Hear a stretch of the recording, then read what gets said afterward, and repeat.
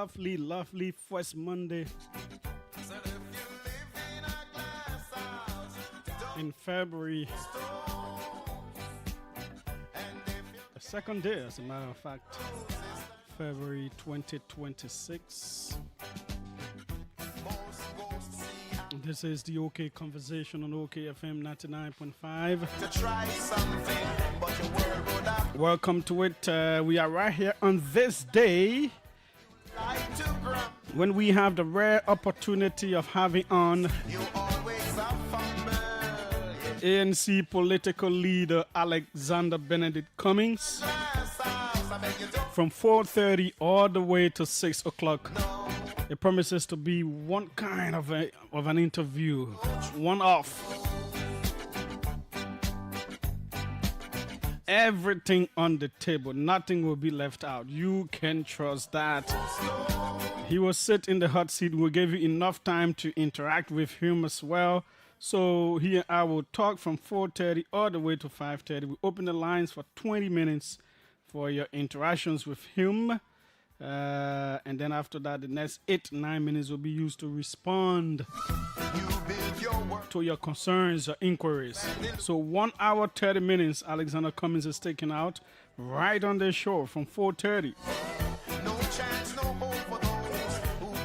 Before that, we will talk about the things that matter nowhere else but right here on DOK Conversation on OKFM 99.5.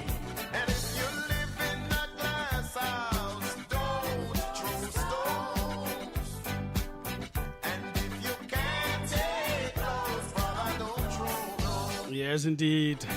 Welcome. This is the OK Conversation on OKFM 99.5. We are right here.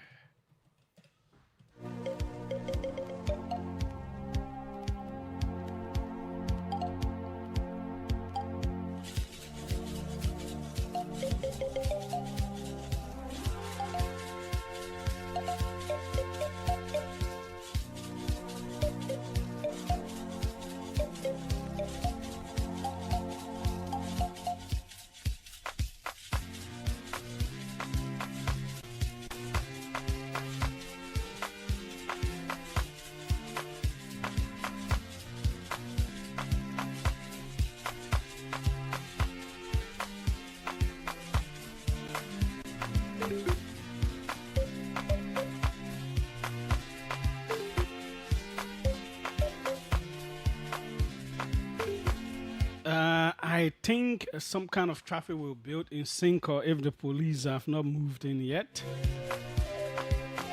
It makes me by milliseconds, not even by seconds, because I was coming right around the 5th Street area. I saw a vehicle slowing down on the other side. I was on the middle lane. But I just passed, and while passing, I saw this whole group with stones and huge rocks and sticks, I believe, victims of the demolition that took place at the weekend, like some kind of protest. It was so good, I didn't slow down. So I think by now, there may be some kind of traffic down there. Please, that should not cause our guests to come late, because I know you're supposed to come from that end as well.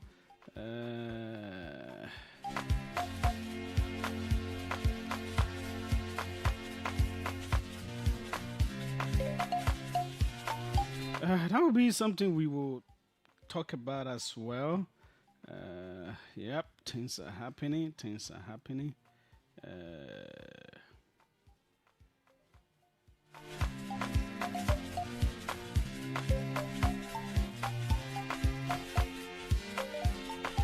What's making news? Share the video, invite others to join in. A massive landslide at the Rubaya Coltan mines in eastern Congo has left more than 200 people dead, according to M23 rebels. The collapse, triggered by heavy rains on Wednesday, buried multiple artisanal mining sites. Many victims remain trapped in the mud, while injured survivors have been evacuated to nearby health facilities with plans to transfer the wounded to Goma. In response, the rebel-appointed governor of North Kivu has suspended artisanal mining in the area and ordered residents living near the mine to relocate. The U.S. State Department's Bureau of African Affairs says Washington is pursuing renewed cooperation with Mali and its neighbors, including Burkina Faso and Niger, with a focus on security and economic partnership. According to the department, a senior official is traveling to Bamako to reaffirm America's respect for Mali's sovereignty and express its commitment to resettling bilateral ties and moving beyond past policy missteps. We'll talk about that. Dozens of worshippers kidnapped by gunmen in Nigeria's North Kaduna state have returned home weeks after their abduction. Police have confirmed they were among 177 people seized last month from 3 churches in the remote village of Kaminwali. The 80 people escaped on the day they were taken but hid in neighboring villages for a fortnight due to fear of being captured again. State Police spokesman Mansour Hassan told the BBC.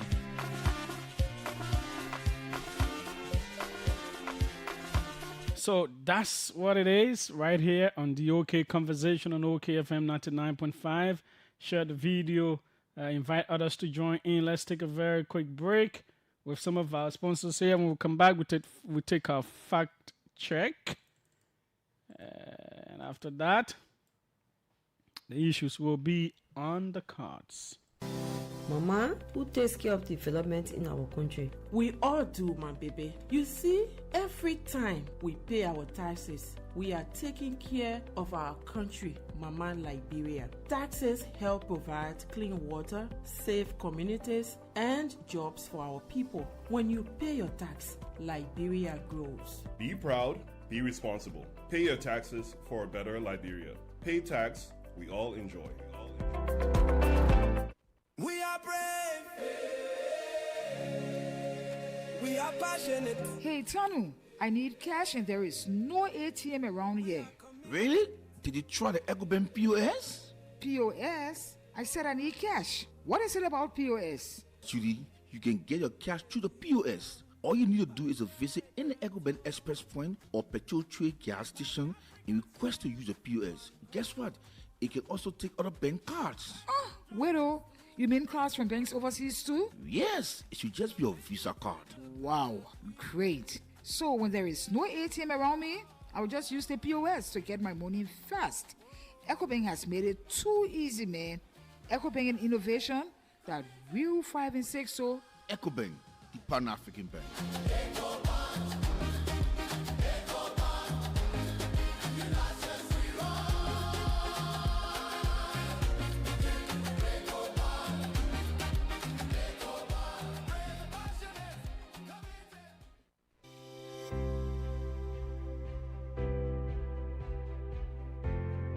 Your favorite RLJ Kendeja Resort and Villas is new and improved with top-notch first-class services guaranteed to make you feel pampered and special as our royal guests. Ideally located on the RI Highway, a few minutes drive from the rehab junction, right in front of the Atlantic Ocean, you are assured of a peaceful, serene atmosphere of a home away from home. The ingredients for our Liberian meals are freshly picked from our garden to give you that unforgettable taste of Liberian cuisine. Our villas are designed and equipped to ensure every night spent with us is a memorable one. We are well positioned to host conferences and seminars of all sizes, as well as outdoor events like garden weddings and parties.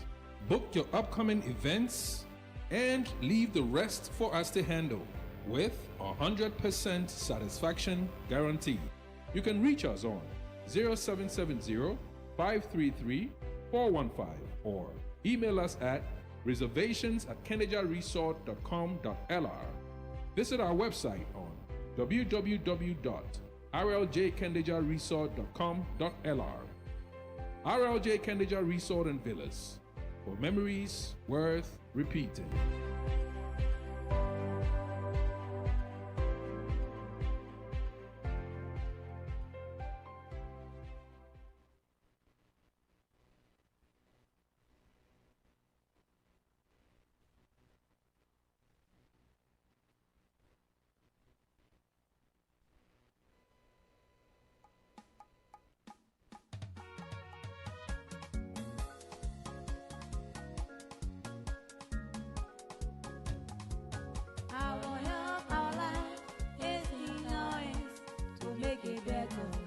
Let's work together.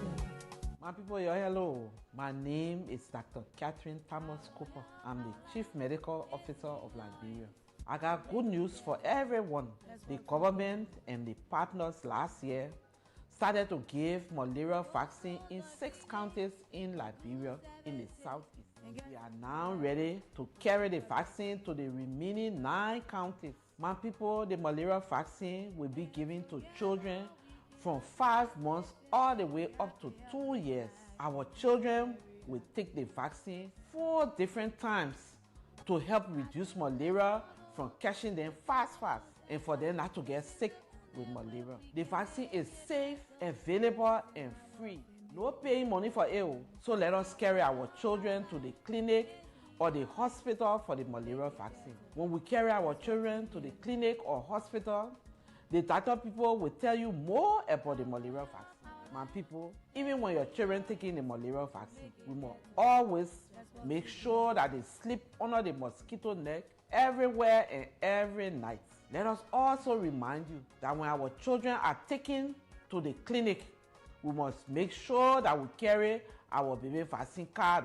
Carry your 5-month-old children and your children less than 2 years old to the clinic or the hospital for malaria vaccine. The vaccine is safe, available and free. No paying money. This is a message from the Ministry of Health and her partner. And together we can have a healthy family and have a healthy life and be very happy. At home, let's follow the doctor's advice. This is the only way we can make it better for us in our family, in our country. Our health, our life is in our hands to make it better. Let's work together. We are brave. We are passionate. Hey, Tanu, I need cash.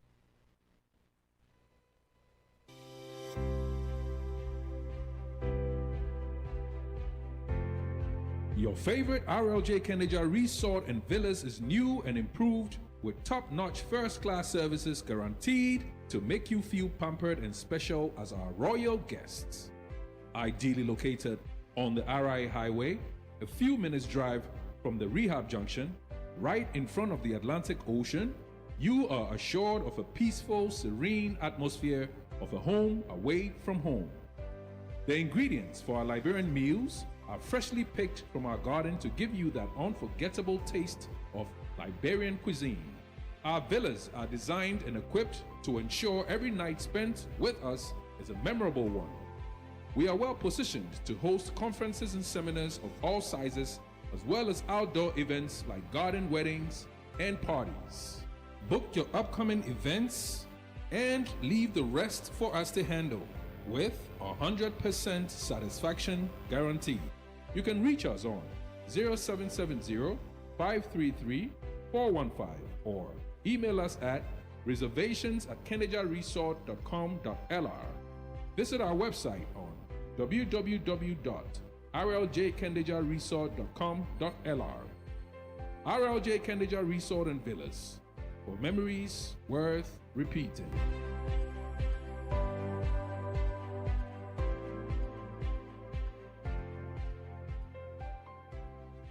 Welcome back. We're having some technical issues with the fact check, but anytime we get it out, we'll be able to bring it to you. We can't keep holding you down on that one. We say welcome. This is the OK Conversation on OKFM 99.5. As you know, my name is Julius. Liberia has assumed the chairmanship of the African Group at the United Nations for February 2026 following a formal handover ceremony held Friday at the African Union Observer Mission to the UN in New York. Yeah, you know, there's an African group. We had that group. They do it on a rotational basis. So that is a good thing. We know now that the plenary of the Senate has concurred. We broke that news here on Thursday with the House of Representatives to ratify the Third Amendment to the mineral development agreement between the government of Liberia and ArcelorMittal Liberia, paving the way for the long-term investment in the country's mining sector. We even saw the executive mansion commending the legislature for doing that. We told you it was a deal Liberia needed so much, especially when you think about the 200 million bucks attached to it. Then so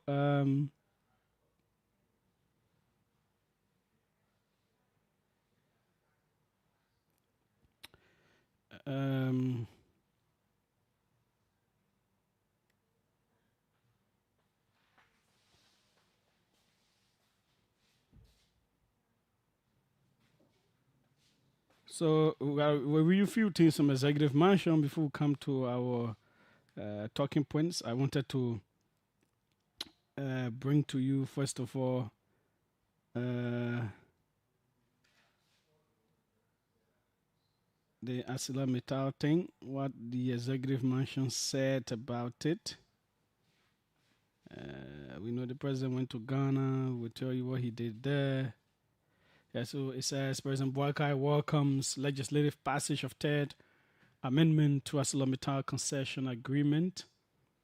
President Joseph Newman Boakai Sr. has welcomed the passage of the third amendment to the ArcelorMittal Liberia concession agreement, describing it as a major milestone following years of negotiations and constructive engagement.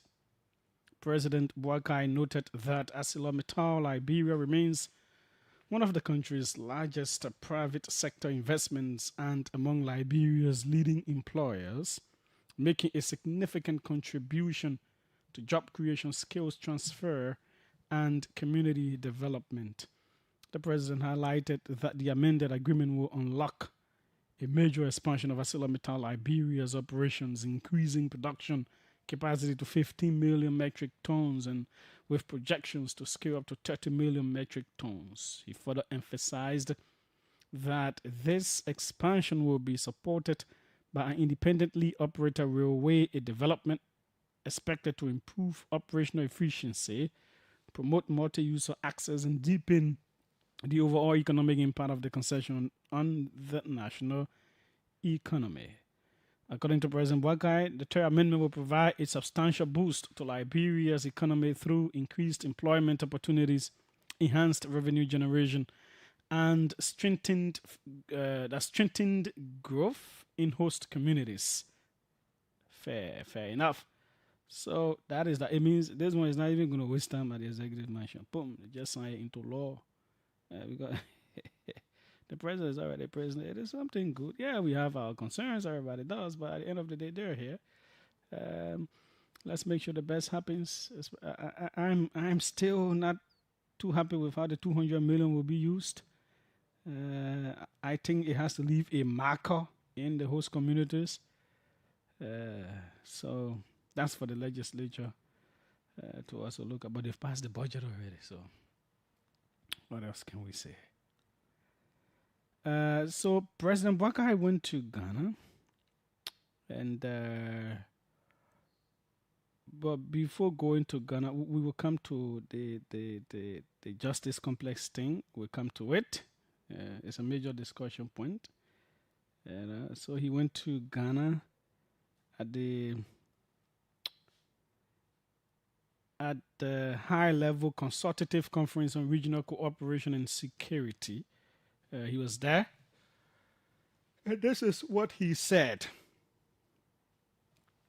after he addressed the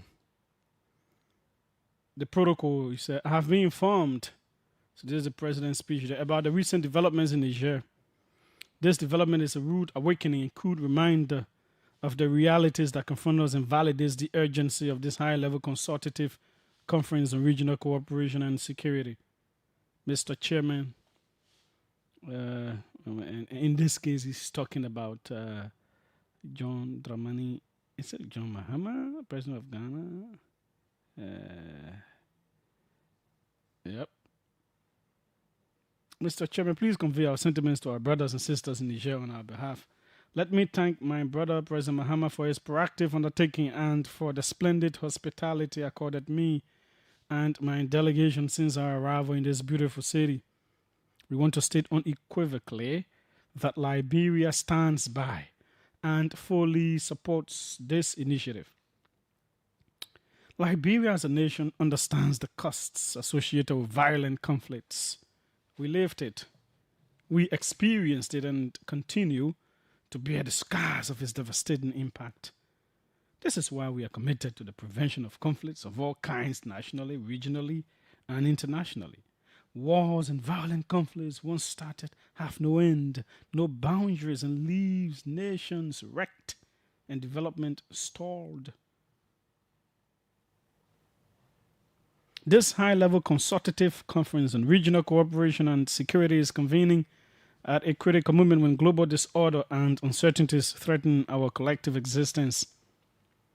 Threats of all kinds, ranging from terrorism, violent extremism, governance deficit, transnational crime, maritime insecurity, climate-driven resource conflicts, illicit mining activities, proliferation of arms, human trafficking, illicit financial flows, the drug epidemic, unemployment and social justice, unequal access to social amenities continue to challenge our limited resources. Who is talking this one? It's the president. Threats of all kinds ranging from terrorism, violent extremism, governance deficit, transnational crime, maritime insecurity, climate-driven resource conflicts, illicit mining activities, proliferation of arms, human trafficking, illicit financial flows, drug epidemic, unemployment and social justice, unequal access to social amenities. Some people get curry, some people don't get curry. Some people get water, some people don't have water. Some people have internet, some people don't have internet. Some people get food to eat, some people don't have food to eat. The president of the Republic of Liberia is mentioning things he believes are threats that are challenging countries. His country included. You want me to reread the threats as listed by the president? I'm reading it because when other people talk it, some people get jittery, they get angry. Oh, why are you saying this? Oh, this and that.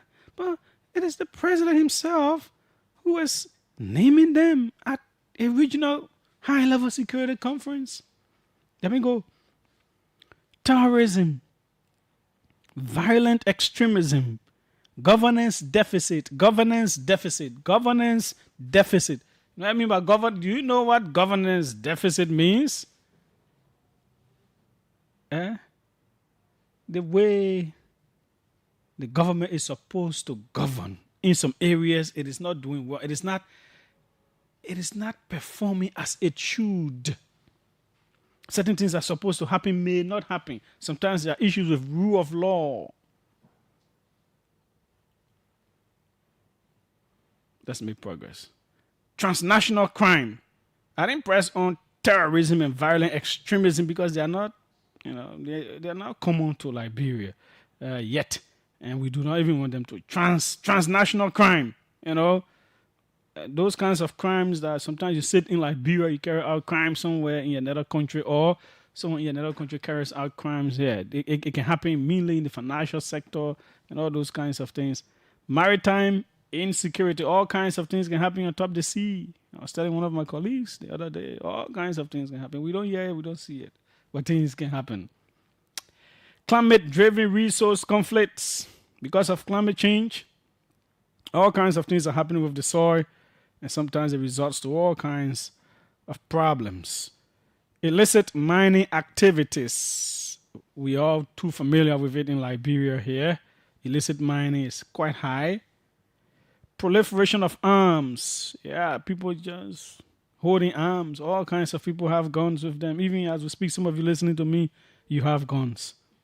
Yes, as I'm speaking, you're hearing me, you have guns. Human trafficking. We know about that. Illicit financial flows. All kinds of money passing through all kinds of places for different reasons. The drug epidemic, I don't need to explain. Unemployment and social justice. unemployment and social justice. Should I talk about unemployment? Should I talk about social justice? I will leave that one with you. You're all too familiar with it. Some of you listening right now, you are unemployed. And you know how it can make you feel.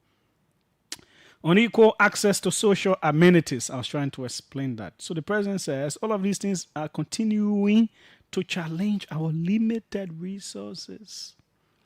Some states are being threatened by non-state actors who survive by anarchy and lawlessness and account to no one. Some countries, non-state actors, people who are not in the leadership and everything else, but they play influential roles in destabilizing countries. New security fault lines are shaping threats, especially cyber crimes, which we need to pay greater attention to. Our citizens travel every day and borders are increasingly becoming non-existent. We, as responsible leaders, must respond by embracing the principle of collective security and strengthening regional cooperation and solidarity. This meeting is being held at a time of increasing disruptions in global affairs. From political cooperation to economic integration, we are facing a new era of competition and polarization instead of cooperation. The effects of these disruptions are economic decline, unemployment, insecurity, and poverty. For us in smaller countries, we are deeply concerned about how all of these will affect our economy and political stability. Who wrote this or who said these words? The President of the Republic of Liberia. He's saying all over the world, things are disrupted. Things are going the way they are not supposed to go in global affairs. Now, before countries wanted to work together, political cooperation, economic integration, do business with and all of that. But right now, people are competing more than cooperating, and there is polarization taking place. Everybody moving to the extremes in a corner. Everyone moves to their own corner. So it's like Rejoice and I in this room. I'm all the way on this side. She's all the way on that side. We really don't want to interact. We don't want to talk to each other, We're polarized. I believe in this so much that the other person who believes in that other ideology and I cannot coexist. We can make it. So he's saying the effects of these disruptions where everybody pulling by themselves, political competition, polarization, and all of these things have the effects. What will happen is they will also, of these disruptions now, will result to economic decline. Instead of our economies doing better, they could be affected because countries were supposed to cooperate with the United States. Some of those countries that were giving us aid in Europe and other countries, they're not doing as they were doing. So that economic help that was coming through all of those means of cooperation are being affected by the polarization of the world that is taking place. So the economy will suffer. Unemployment. We saw when USAID pulled out, a whole lot of people became unemployed as a result of the pulling out of USAID. The different projects that they were helping in the country, the different NGOs and all of that. Some people had to put people down. So unemployment will heighten, it will increase. Insecurity and poverty. If the man, the woman is not working, they will be pushed into poverty rather than being pushed out of poverty. If I did not have a job, I was living in poverty, and I tried, by the grace of God, I got some kind of job paying me 1,000, 1,500, 2,000, 2,500, 3,000. I am definitely not living in poverty again. I am out. And then all of a sudden, that job is taken away as a result of the pull out of something else. After a few months, I'm back into poverty. All of the people who were depending on me, maybe I had security, coke, and all of that. Everybody goes back to square one, start hustling around. Increment in poverty. Children are affected. They're put out of schools and all that. When we are talking these things, some people get angry. But it is good that the president himself will highlight these things in these ways. That's why I'm reading it so you hear it for yourself. And sometimes that's why I like the president. He has this way of admitting to a whole lot of things. It's a good thing. So he says, for us in smaller countries, we are deeply concerned about how all these will affect our economy and political stability. Because the more people are hungry, they are suffering, they are living in poverty in a country, it leads to anger.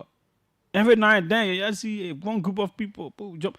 I was coming just now. I said by milliseconds, I was missed by that protest. I'm sure it is a demolition thing. I'll come to that.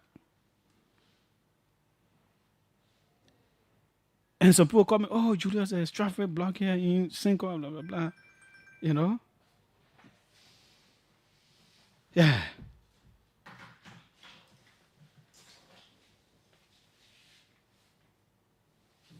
You know? So, yeah.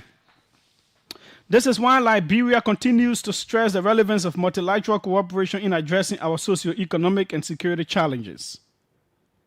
As a non-permanent member of the United Nations Security Council, one of our key priorities is to advocate for a regional approach to peace building and security. This approach will ensure that the epicenter of violent crisis and terrorism will not be the only focus for international response. Drawing in neighboring countries and regional organizations as part of the response will be a more effective way of dealing with the situation at the epicenter, while at the same time dismantling related cells and networks of support from within the region. So he says the solution, we need multilateral cooperation among ourselves. You know, among ourselves, we need to cooperate. We need to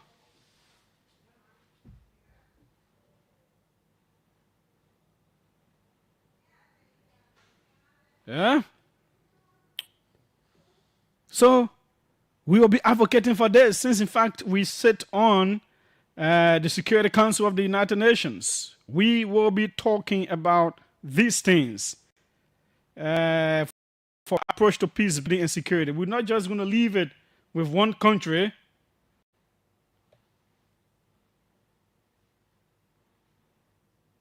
Yeah? But for all of us to work together.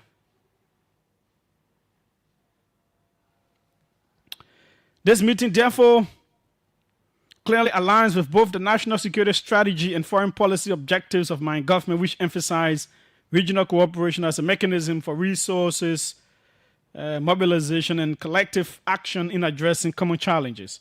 Excellencies, I would like to thank the intelligence chiefs and ministers of foreign affairs and national security from the participating states for the detailed assessment of our current security and socio-economic challenges, and the outcome document, which outlines the threats we are faced with, as well as provides policy recommendations to respond to those threats. I therefore reaffirm my government's commitment to this mechanism and stand ready to work with other heads of state in implementing the recommendations. The issues identified are not isolated issues. We face them daily, and we sometimes seem to be overwhelmed given the multifaceted and interconnected nature of the security challenges and the many other priorities we must address with very limited resources. Excellencies, our way out therefore is to pull together expertise and resources to address transnational crime and terrorism in our region.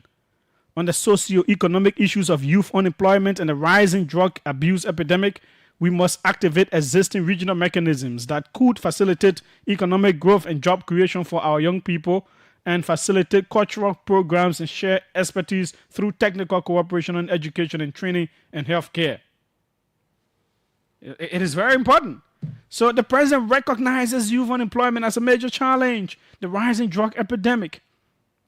So what do? We work together as countries in the sub-region: Sierra Leone, Guinea, Liberia, Ghana, Nigeria, Benin, Togo, and Senegal, and Gambia, and Guinea-Bissau. All of these countries, we have to find a way to work together so that as we cooperate, the economies in different countries are stimulated.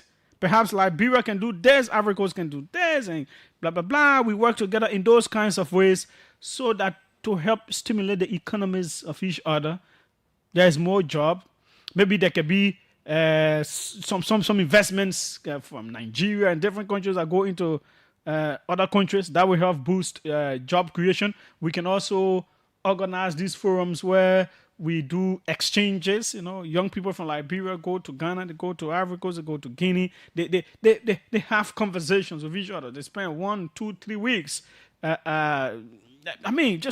Just gel, just be together, just in technical areas as well. We can cooperate, organize, all kinds of stuff. These things can help to open up people and to prevent them from violent crime and all of that. Technical cooperation on education, training, and healthcare. Very important. In conclusion, Mr. Chairman, dear friends, there are several truths we must confront. We are here. One, we are here not by choice. We are here because there is only one option: our collective survival and the survival of our people. So the president says, we are here, and this thing, we're not here because we want to come. We're here because we are supposed to be here. We are threatened. Issues are happening. 2, none of us can be peaceful and stable if any of us is insecure and terrorized. Liberia is not safe if an inch of Ghana is in terror. And that's why I always say, if you think, you have a job now, you're in government, you're in NGO, you're in private sector, you're in whatsoever, you have a good little job, you've built a good house, your children are in good school, you can eat, you're not begging anybody for anything, you're saving, and you think it's okay you save? No. Here, the president is speaking on a regional level, country to country. But I want you to break it down to your own personal life. And some of you are fooled by these things. You feel that once it is okay with you, then it is okay with everybody else. I have a car, I have a house, I have my children are in good school, I can fend for myself. So it is okay. You have that mentality that once it's like that, it's okay for you. So nobody else supposed to say times high. When they pave the road to your area in your community, you say the other person in their community whose road is not paved should not complain. They should not highlight it. They should not advocate because it is okay. Yours is paved. No.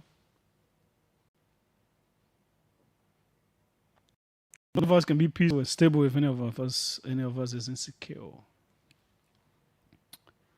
There are always these threats that are existing. This is why countries must try all they can to provide for their people. If you've eaten and your belly is full and a whole lot of your neighbors cannot even find food to eat, it's not something to be happy over. I remember December during the Christmas season, the government said it was going to do everything to pay everybody before or by Christmas, right? Before Christmas. Some people did not get paid.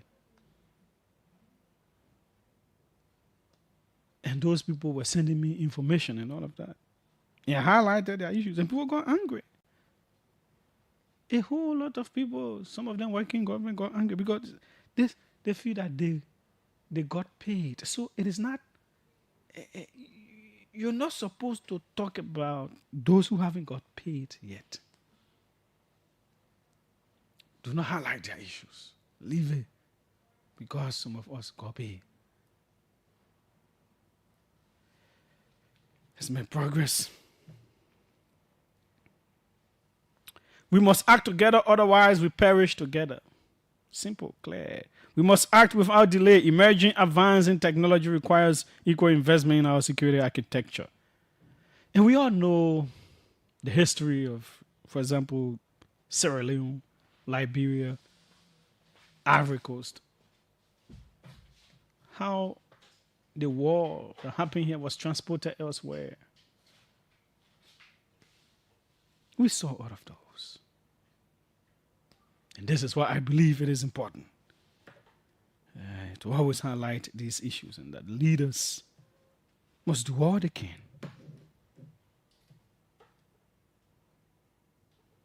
for the betterment of their people.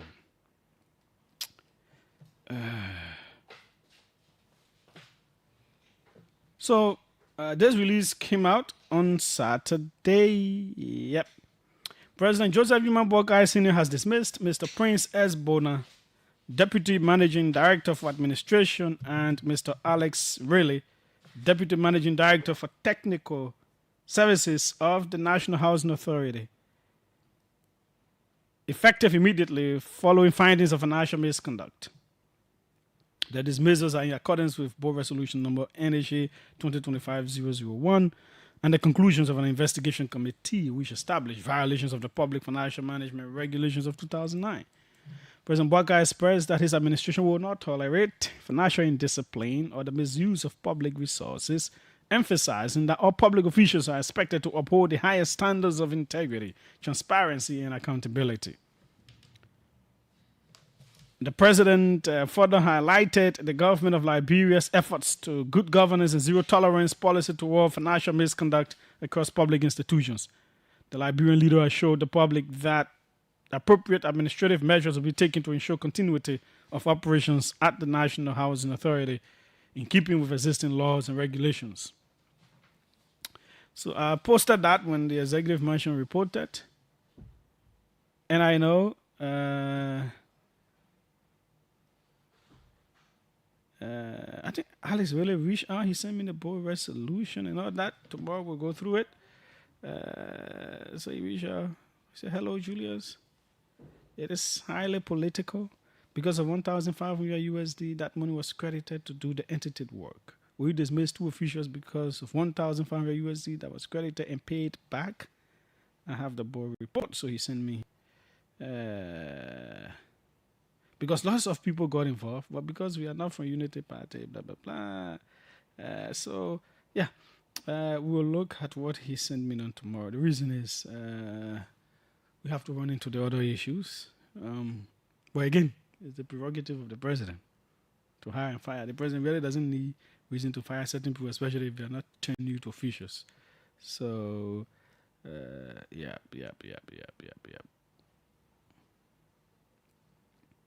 So we'll look at that. Okay.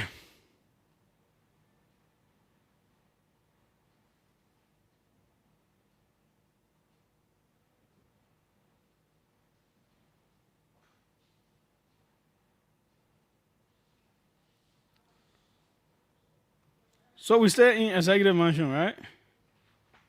Yeah, we stay in executive mansion. So we are still in the executive mansion for this talking point. Okay.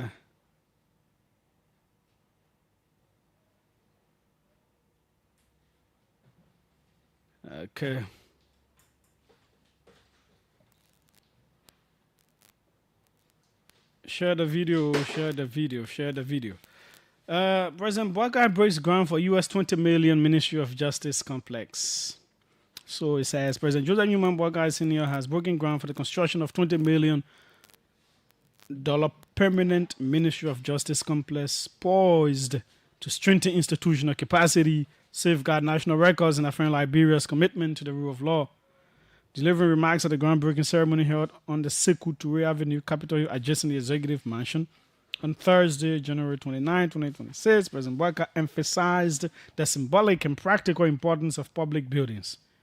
Public buildings are permanent buildings that represent a country's dignity and should be built with quality and purpose to benefit future generations. Stressing that such structures go beyond aesthetics, serving both functional and historical roles. And that's what the president said. The Liberian leader highlighted the challenges of operating in rented spaces, wondering, do you imagine if you have to move from one ministry to the other, the amount of records that gets lost? He argued that building permanent facilities ensures stability, convenience, and continuity of government operations, noting that countries like the United States and other countries in Europe continue to utilize public buildings for over a century old. President Bwaka noted that the long-term value of investing in quality infrastructure. He says public buildings are permanent buildings. They're not cheap buildings. How we built public buildings for years, by this time, they will still be used, he said.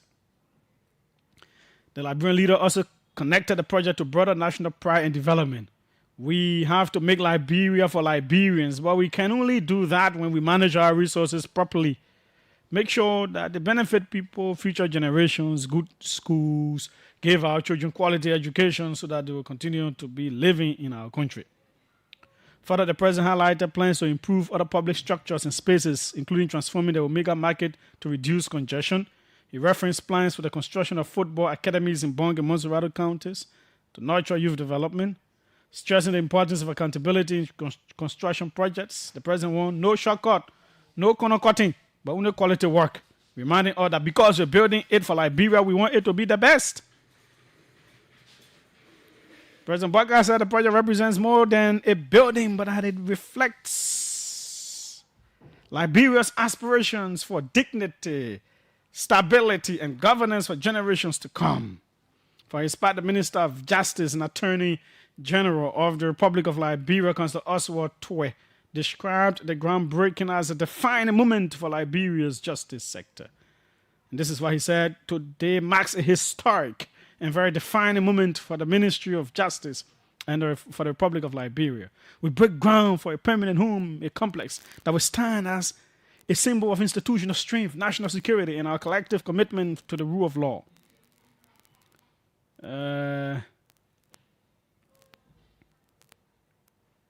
He said, Constable emphasized that the new complex will consolidate critical justice and security institutions into a single purpose-built framework, enhancing coordination, professionalism, and service delivery. Housing them in a multi-purpose facility will significantly enhance coordination, efficiency, professionalism, and service delivery to the Liberian people. He asserted that with such a multi-million-dollar investment, the groundbreaking bespeaks a clear political and financial prioritization of justice infrastructure. The groundbreaking ceremony brought together government officials, the Liberian Immigration Service, Liberia National Fire Service, and Liberia Drug Enforcement Agency, all of which will be housed in the new complex. Yeah. Now, hours after that,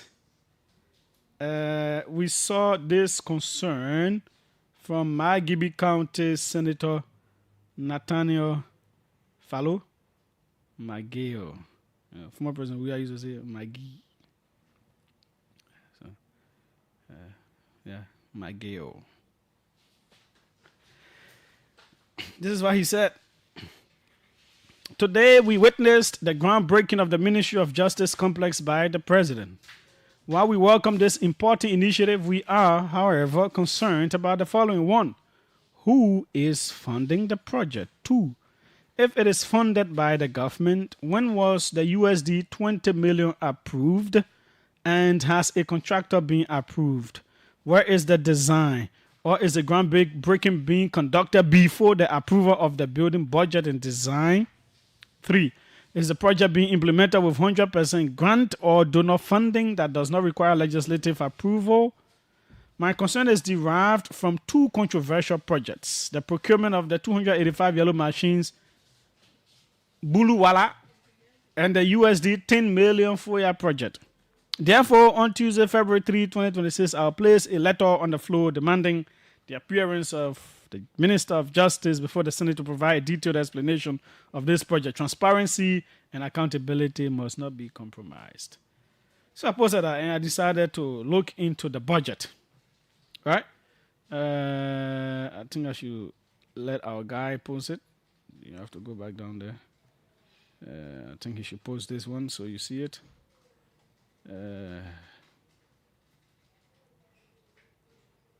Okay.